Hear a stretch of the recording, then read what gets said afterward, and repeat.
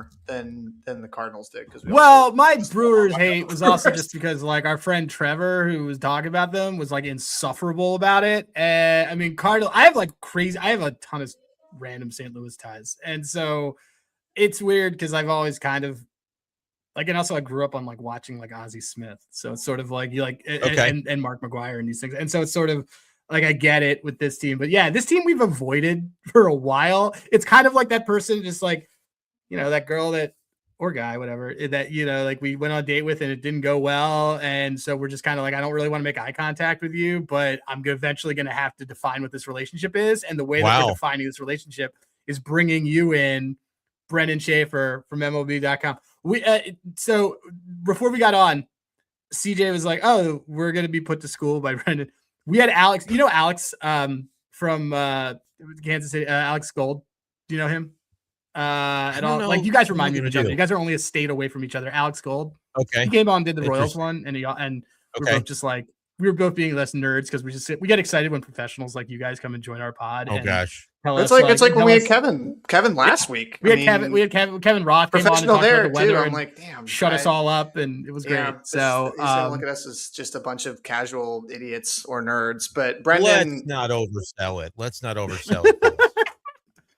So, Brendan, we want to thank you for joining though, because as we said, this is Dad's Bet Baseball, by the way, for people listening in, and the St. Louis Cardinals. If you have not picked up. That's the team we are here to discuss today.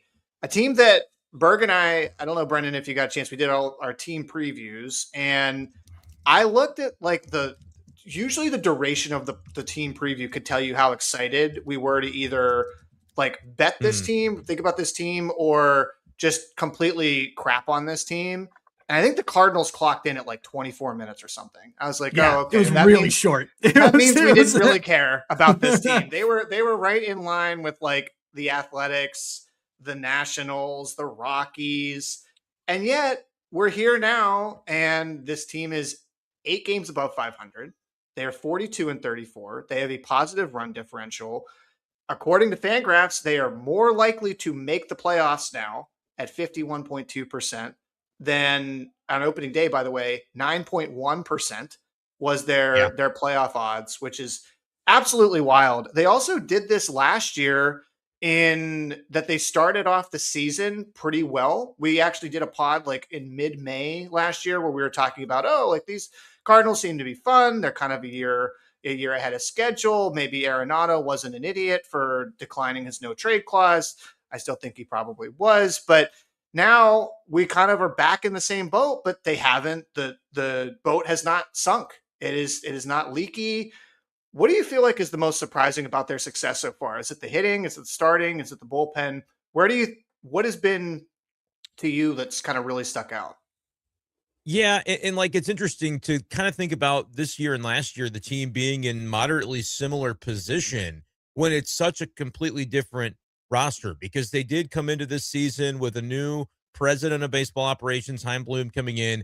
They said, hey, we're going to trade away some of the veterans that have contracts. And they went even a step further than that, I thought, when they traded Brendan Donovan, a guy who doesn't have that big second contract yet, but is coming up a little bit closer to his free agent eligibility.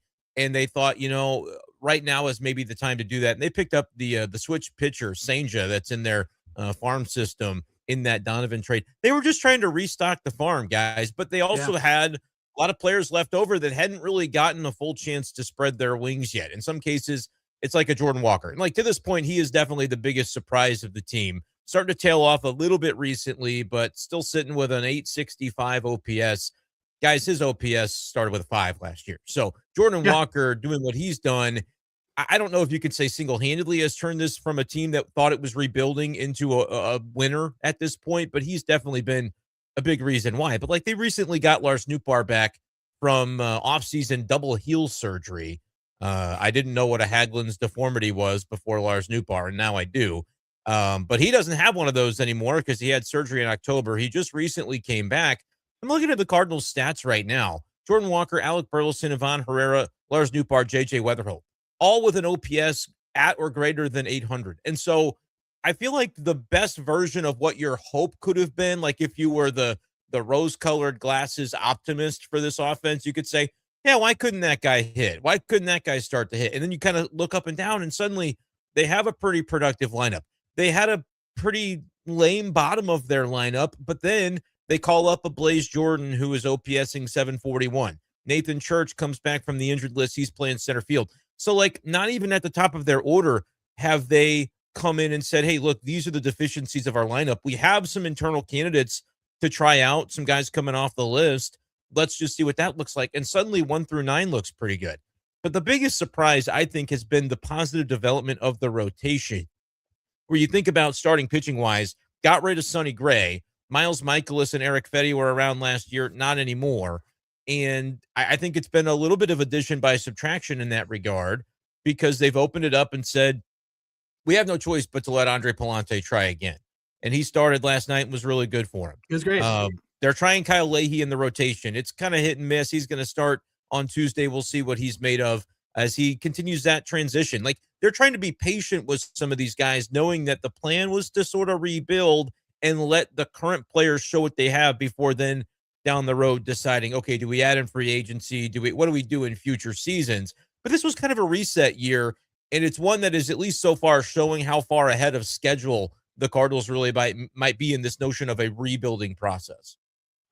Yeah, for me with this team, it was you kind of nailed it with the lineup, because it was, coming at this whether it's a fantasy or others' perspectives, it's who do I like here besides Alec Burleson? And and it was kind of weird. And Jordan Walker is just such a massive human being. You just look at him and you're just like, if this guy figures it out. And it always felt to me like there had to be, well, first of all, he wasn't getting any lineup protection because like nobody else was doing anything. He seems to be the biggest, like you said, the biggest benefit of a lineup that is absolutely, at least, I would call it at least a B+ lineup, like in terms of how it's advanced from last year. But JJ Wetherholt, I think he's the dude. And everyone in the preseason, like CJ and I were very big on this guy. Like, this guy, everything that was described about him was how you would describe is what I think people think when they see, like, I like Bobby Witt, but I think people go a little bit too far. Like, people think Bobby Witt's like a 40 home run guy and whatever.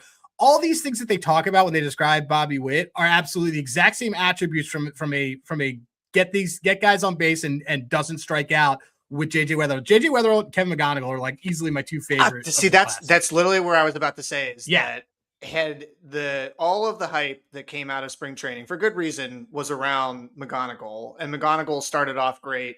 And I really felt like Wetherholt was a guy that we both had talked about a lot. It's just, I don't think people outside, obviously, of following the Cardinals closely were paying as much attention to him. But to me, he was like, this is the Kevin McGonigal of the NL. Like, he tore up spring training, not a guy that struck out a lot.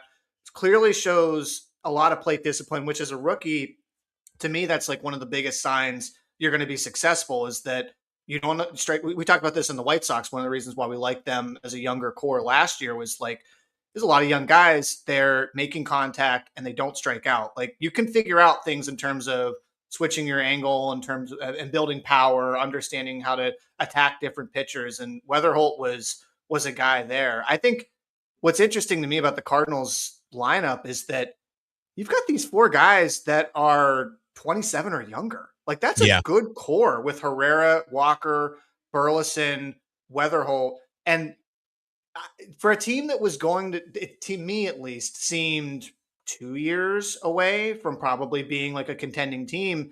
Now I look at least at the lineup and go, okay, well, this is the Jordan Walker we're going to get, like, check the box. Like, now we can focus on other areas of the team. Like you said, Brendan, in terms of like refilling the rotation and building the bullpen depth. Yeah, they had to do this, I think, eventually. Like, we just talked with Nolan Arenado yesterday because he's back in town with Arizona, and, just talking about his perspective from afar. And it's like he really was a guy that when he was in St. Louis put so much pressure on himself because he wanted to win so badly. And I don't think it was any one person's fault that it didn't work the last few years in St. Louis with all of these experienced veteran players that were all performing moderately well. Like Wilson Contreras, all he ever did was hit with the Cardinals. And Sonny Gray did what they paid him to do. We're Sonny Gray guys. We loved him. I mean, he'll also eat it if you need him to. We had him as dark horse every year. He's a one of a kind personality winner, too. Like just a very. But I mean, he did what they needed him to do. And then you look up and you're like, man, it's not working. And the Cardinals kept pushing that boulder up the hill for several years, where I think they neglected some of the infrastructure of how to build the minor leagues and how to develop players. And they were kind of patchworking it with free agents. And they just eventually said, enough, we have to go in a different direction and almost take a step forward back to move forward. And it's so funny that they ultimately didn't really have to step back because they had these players that just, I think, needed some breathing room and needed to almost be told, like, an 0 for 4 is not going to get you diminished in the clubhouse. It's not going to take you out of the lineup. Like they needed to feel that. And so now it's a group of dudes who are all on the same even plane, all trying to kind of prove themselves in the big leagues, more or less. Like you still have some guys like a Nootbaar who's been around, but largely it's just guys that are trying to kind of make it in the league and show that they belong. And we are seeing across the board a number of these players that have almost within that freedom that, hey, no expectations. Suddenly they're playing free and they're doing really well with the players in-house. Chaim Bloom, what he did with the Red Sox was to build up that farm system, and they fired him for lack of performance at the big league level, which I've always kind of looked at from afar and said, man, the first thing they made him do was trade Mookie Betts, and that isn't going to be a way to help your team win in the short term. And so good way to build the farm system. Good way to build a farm, but for sure. And so I think Cardinals ownership almost looked at that situation and said, actually, that's perfect because we do have the patience of less payroll for a little bit, but build it the right way. We lost our way. That's how the Cardinals have always done things, and they kind of got away from it in the final years under John Mozeliak. So they identified Bloom and said, do that for us, but he's going to have the benefit of, hey, if it doesn't go crazy right away, we're going to be more patient than the Red Sox were. So really a perfect situation for Chaim, too. But now in year one, they're already performing. And so I think what you learn is, like, there was talent, not only in the farm system, and there's still guys coming up, but there's talent, young players on this big league roster. It was a young team. It just wasn't one that kind of coalesced together yet. And everything you said about the lineup, I think, is right. And then you'll kind of figure out on the pitching side, like Michael McGreevy is a young pitcher, not a guy who misses a ton of bats, but the dude knows how to pitch. And so, like, okay, you got one in your rotation. You start to say, well, how do you handle Dustin May? Do you trade him or do you extend him and say, maybe you have another? Like they're trying to figure that out a little bit, but building from what they have and then kind of taking a survey and going, all right, here's what we still need, I think will be the way the Cardinals operate the next couple of years. But it's almost like, in a very pleasant, surprising way, a number of the areas that they were just, hey, let's roll it out and see, have performed in such a way that you can look at that and go, hey, actually part of the core, which is a really productive thing to have happen in a rebuilding type of season.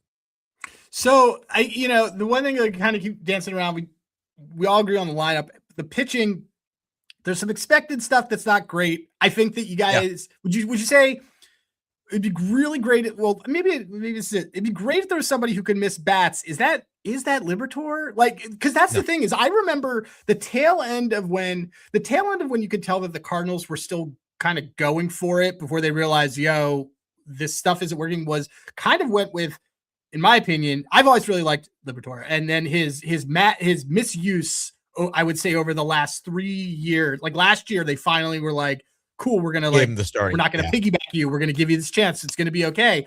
And and this year he misses bats, and that's the one thing I feel like that's missing from that rotation is, like, who is this guy who can do that for you guys? Yeah, and in a world where you're rebuilding, I think that was basically the thought, is like, okay, Sonny Gray was your best starter, you trade him. Michaelis, and then they traded Fedde mid-year last year. Those guys were veterans, been around, but they weren't performing, right? So it was almost like, hey, there's an unknown. Like, there's going to be a couple of unknowns coming into the rotation, but odds are they can perform to the level of what those guys were doing, if not probably improve upon that. And we've got this guy, Kyle Leahy, who was their best reliever last year, and they were using him in very creative ways, multi-inning stints. He could be a fireman for him. He could go multiples. He could do a little bit of everything. But they were doing that with the mind of, he's got like a 6-pitch mix, and they want to try him in the rotation next year. This is what they've done to this point. it's been a challenge. Anytime he gets to the third time through, you can look at the numbers, and the OPS is like 1,300. Like they've been getting him the third time through. But the Cardinals have said, look, we're not surprised by this. We're trying to build good starters. That's why you look across the league, it's hard to find good starters. We are trying to develop them with the folks that Heimblum has brought in, like Rob Cerfolio and Larry Day. Like they've got a farm system and people in charge of it now, but also a player development staff that they are working with and trying to get up to speed on a lot of the data and analytics and different things that organizations use to produce good pitching. That's kind of where the Cardinals were, but they were doing it with the guys they already had, right? Heimblum didn't necessarily come in and choose these guys, but they said, these are the guys that are in our organization. Let's try to turn them into the best versions of themselves. But what that means, to your question, is like inherently they didn't have a lot of swing and miss type of guys because they weren't necessarily drafting those. They certainly weren't developing it, I don't think, before this overhaul has taken place over the last couple of years in the farm system and in the new development group that has sort of come in and overseen a lot of the changes. So I think you kind of take guys where they are and try to make the most out of them. But yeah, Andre Palante is sitting with a 3.5 ERA. Leahy, work in progress at 4.6. McGreevy's a 3.3. Dustin May is a 4.3, but had one weird start in Kansas City this weekend and had two bad ones to begin. If you take away those, which, I mean, you can't do, they happen. But he's been largely the blow up spots. McGreevy's had less. He had less blow up spots too. He had he had two that were really bad, and then the rest of it was like because we're in these game logs every day. So. Like that's been uncharacteristic for the Cardinals. Do they have aces? Not really. Do they have guys that are missing a ton of bats? No, they do not. And I think they knew coming into the season who they had.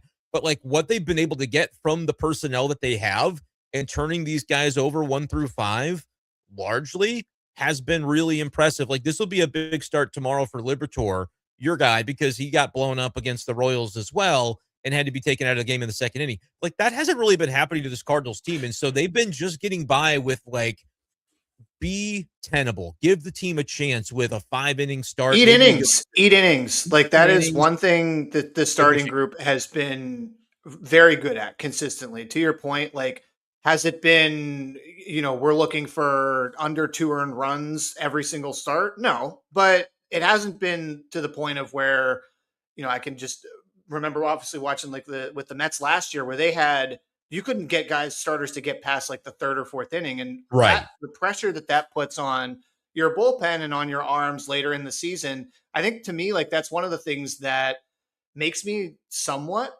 optimistic about where this team goes. And I'd be curious, Brendan, on your thoughts at 42-34. So we're almost at the midway point of the season. Yeah. You probably know where I'm going with this is like, I think what is this team's ultimate destination? What is their ceiling?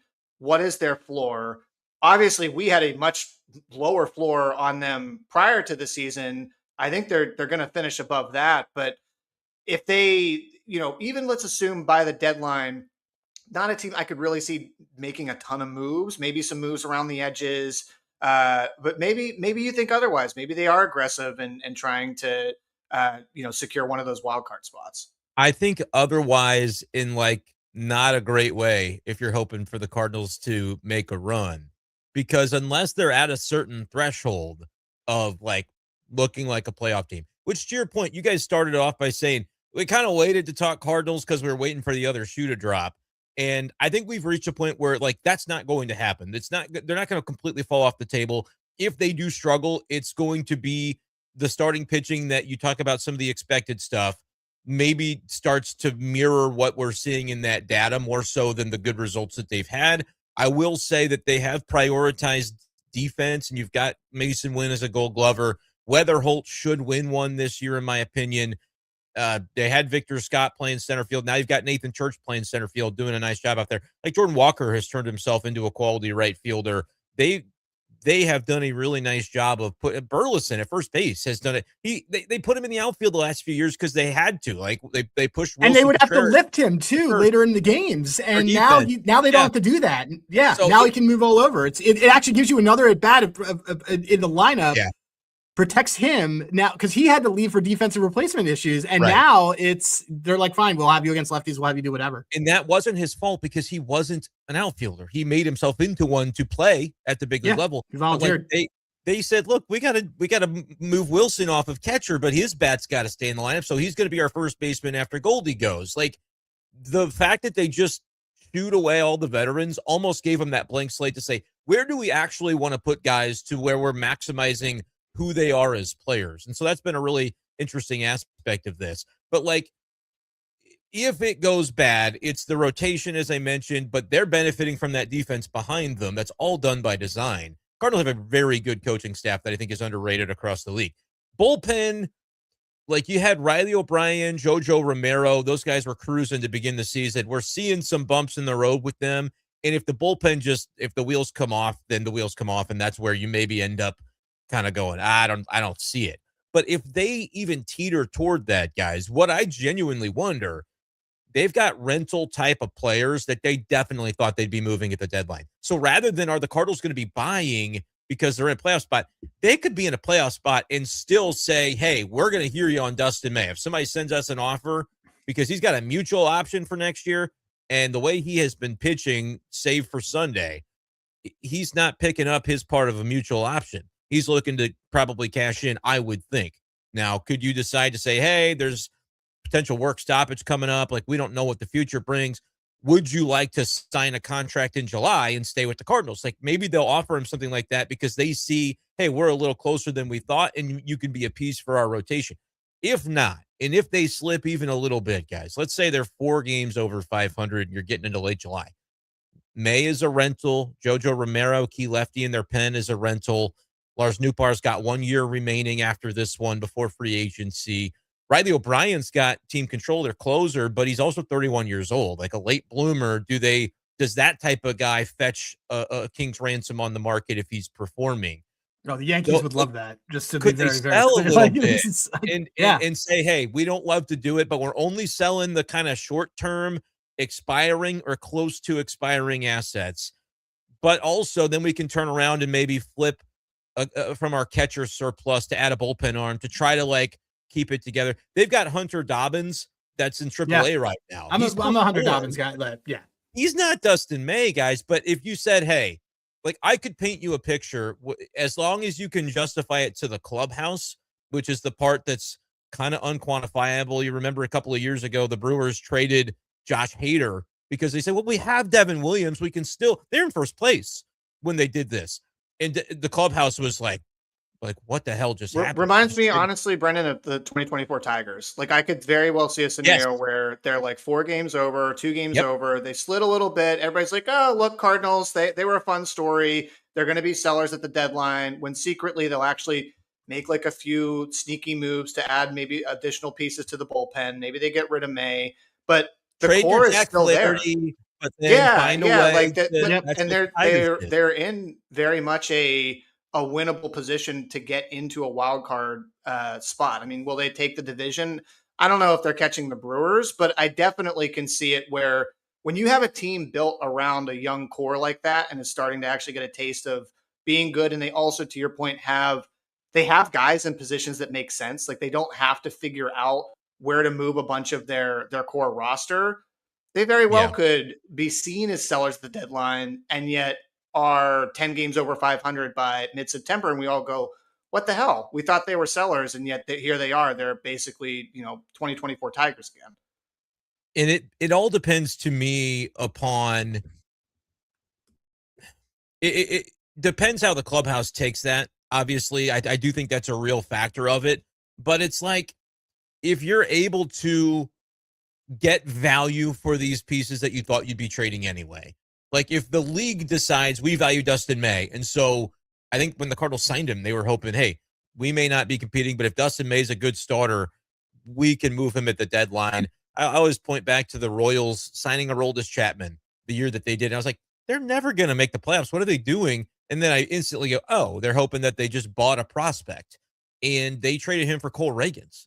Cole Reagans, obviously not having a great health season this year, but has obviously been a good piece for them. And so I'm thinking, man, a starting pitcher like Dustin May, Cardinals have, by the way, last year, I don't think they had one starter go on the IL due to an arm injury all year long. This year, you look up and they've been pretty healthy. They're doing some interesting things when it comes to keeping their starters healthy. And you look around the league and guys just drop like flies. knock on wood, the Cardinals have had some pretty good fortune with that, and it may be better than just luck, right? So you kind of say, if you can keep healthy and the league decides, yes, we value Dustin May, yes, we value a lefty reliever adding to our contending pen like a JoJo Romero, and you start to go, all right, Hunter Dobbins can take May's spot.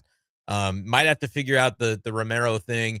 I do think if Libby doesn't end up panning out as a starter, interesting to try him as like the Andrew Miller in the bullpen one more time. But they've, like you guys said, they yanked him around for years. Yeah. I think they want to be They've stretched committed. him out now Libby enough that like it would stink when his options are done and he inevitably goes somewhere for a 3-year, $40 million contract and racks up 160 innings and it's at 9. Like, you know, at one point last year, he had 12 Ks per 9. I mean, he has that stuff.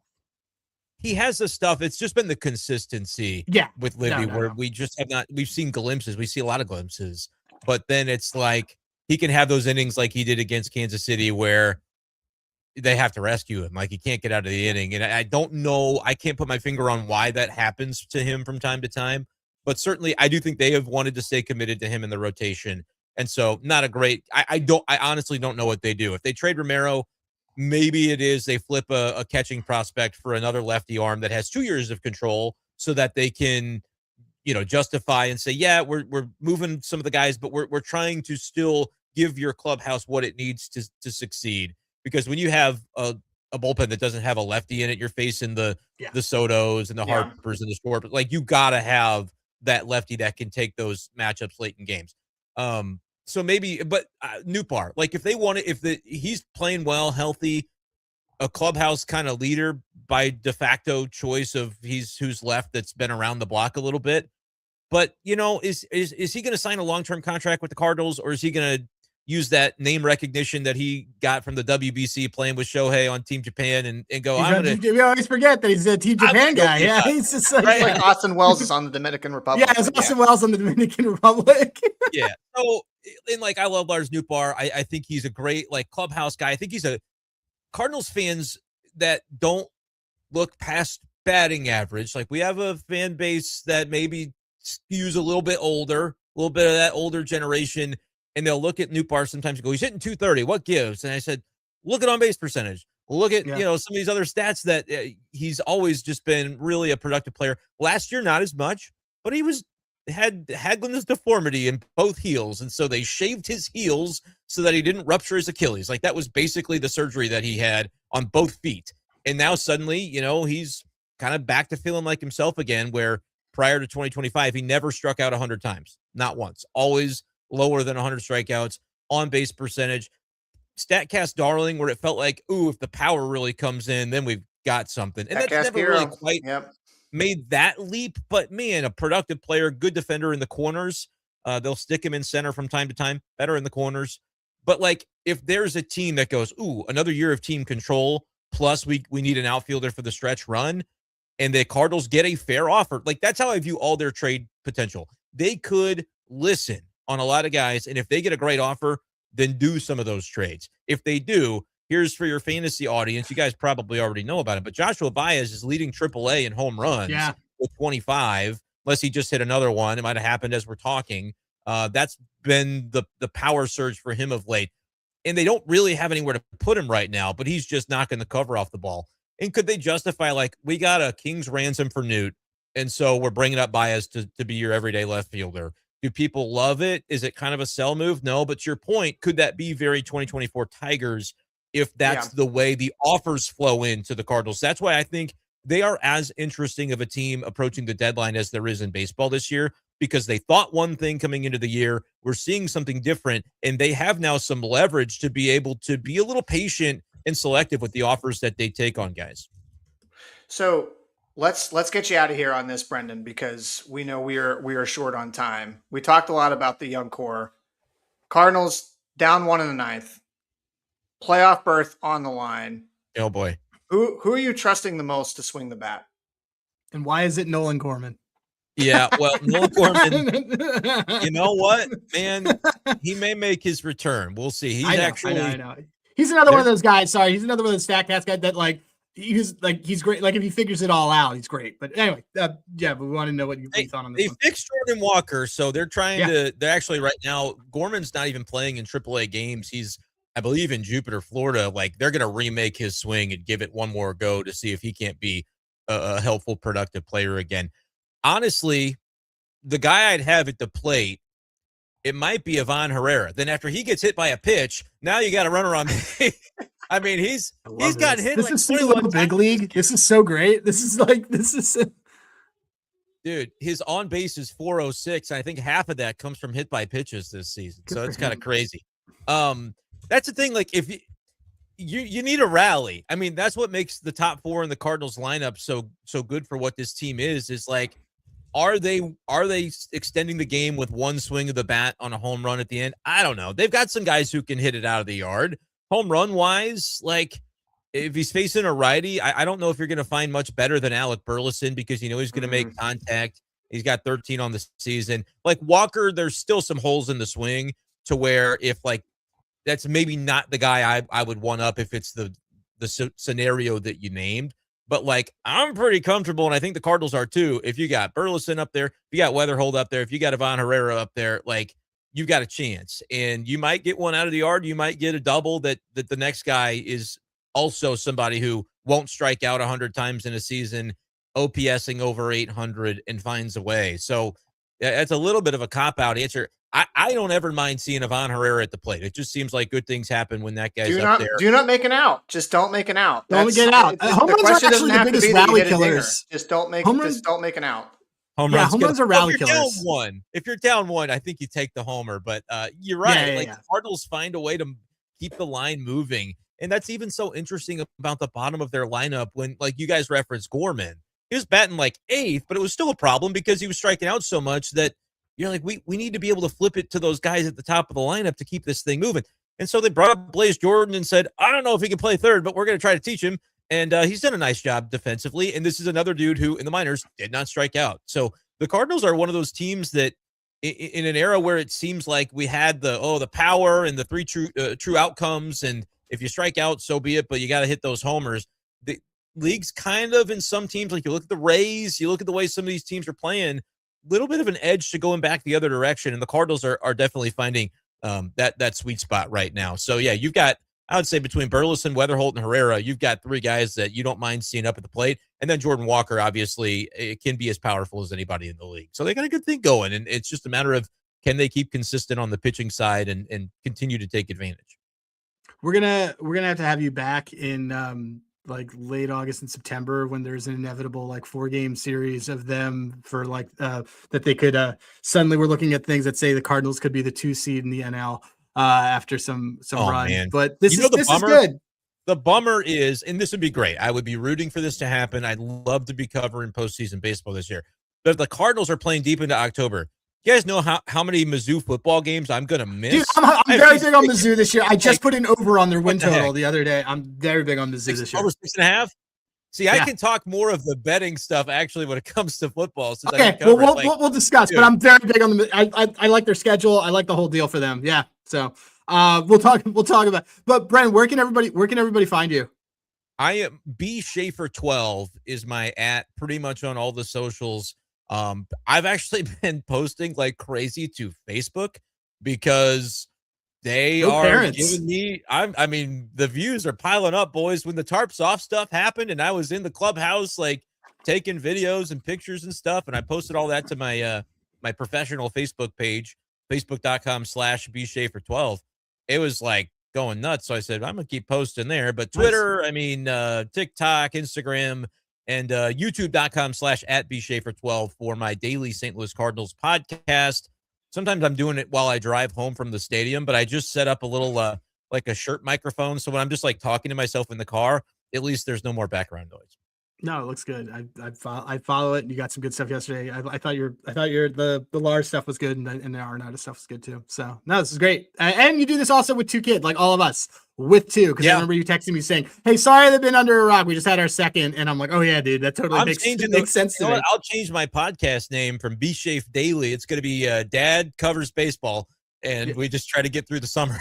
Yeah, that's pretty much it. That's what we're all doing. Everything. Yeah. Cool, man. Well, dude, we appreciate you coming by, and we will talk more soon.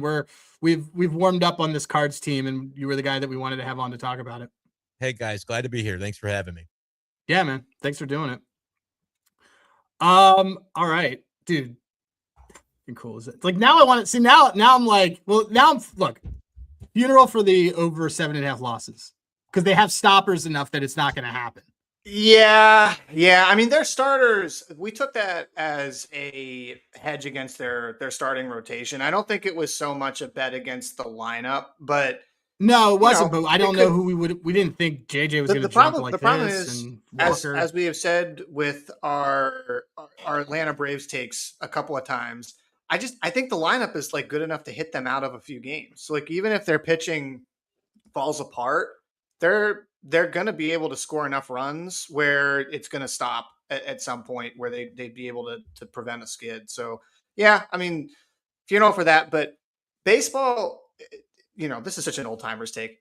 Baseball is better when the St. Louis Cardinals are good and competitive. It is better for the sport of baseball because that is a diehard baseball city.